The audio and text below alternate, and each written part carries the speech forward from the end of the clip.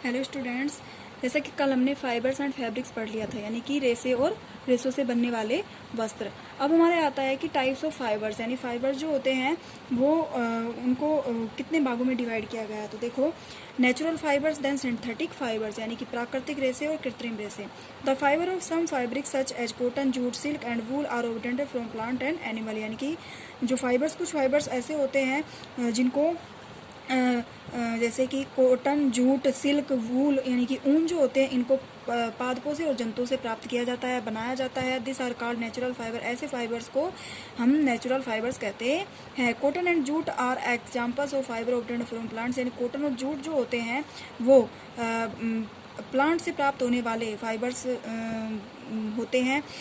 Wool and silk fibres are obtained from animals. और wool और silk जो होते हैं वो जंतु से प्राप्त होने वाले रेशे होते हैं। वूल is obtained from the flash and sheeps और गोट्स। यानी कि जो ऊन जो होती है वो भेड़ से, गोट, बकरियों से, इनसे प्राप्त की जाती है। It is also obtained from the hair of rabbits, yak and camels. और इनके अलावा जो रैबिट्स होते हैं, रैबिट्स, याक और कैमल, जो ऊन हो गया, याक हो गया, रैबिट्स हो गए, इनसे भी, इनके बालों से भी ऊन प्राप्त की जाती है। Silk fibre is drawn from the cocoon of silk worm. यानी सिल्क जो फाइबर होता है उसको सिल्क वोम यानी कि जो सिल्क वोम जो होता है, कीड़ा होता है, उसके द्वारा, कोकून के द्वारा प्राप्त किया जाता है। देन नेक्स्ट आता है सिंथेटिक फाइबर। सिंथेटिक फाइबर्स क्या होते हैं कि इन द लास्ट 100 years और so fibres are also made from chemical substance which are not obtained from plant और एनिमल सोर्सेज। यानी कि पिछले कुछ लगभग 100 सालों से ये जो रेसे हैं वो तैयार होते हुए आ रहे हैं, जो कि रासायनिक क्रियाओं के द्वारा बनाए जाते हैं, जो कि ना तो पादपों के द्वारा तैयार किए जाते हैं और ना ही एनिमल से प्राप्त होने वाले, ना पादपों से प्राप्त होने वाले उत्पादों से और ना ही जंतु से प्राप्त होने वाले उत्पादों से सिंथेटिक फाइबर्स बनाया जाता है। There are called synthetic fibres. Some example of synthetic fibres polyester, nylon and acrylic. यानी कि कुछ एग्जाम्पल हैं, जैसे पॉलिएस्टर हो गया, नायलॉन हो गया और एक्रिलिक हो गया। द नेक्स्ट हमारा आता है कॉटन। कॉटन देखो, have you ever made swigs for oil lamps, what do you see for making this sprigs. यानी कि आपने कई बार देखा होगा कि जो हमारे लैम्प्स होते हैं, यानी बत्ती जलाने के रूप में हम उनका उपयोग करते हैं, तो ये कहाँ से प्राप्त होती है। दस cotton wool is also use for feelings, matters, qualities और पिलोस। यानी कि जो कॉटन होते हैं ये भी अलग अलग प्रकार की क्वालिटी होती है इनकी, और इनको कई तरीकों से प्राप्त किया जाता है, बनाया जाता है। यानी कि इनको बहुत सारी प्रोसेस होती हैं, उन प्रोसेस से गुजरने के बाद हमें कॉटन प्राप्त होता है।